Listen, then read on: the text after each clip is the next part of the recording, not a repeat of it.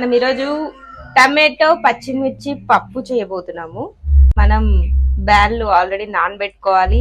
దాంట్లో మేము బజ్జీ మిర్చి వేసినాం ఎందుకంటే కారం ఉండకూడదని. టమాటోలు ఈజ్ అ మ్యాన్ ఒకటి అండ్ చింతపండు, కరివేపాకు, పసుపు వేద్దాం.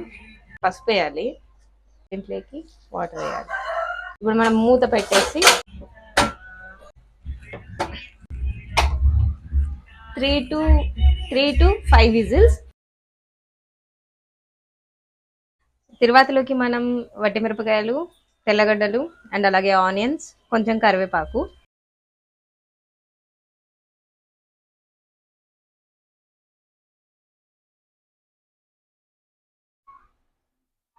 టేస్ట్ చేసి ఎలా వచ్చిందో అని చెప్తా. అఫ్ కోర్స్ నేనే చేశాను కాబట్టి చాలా బాగుంది అది.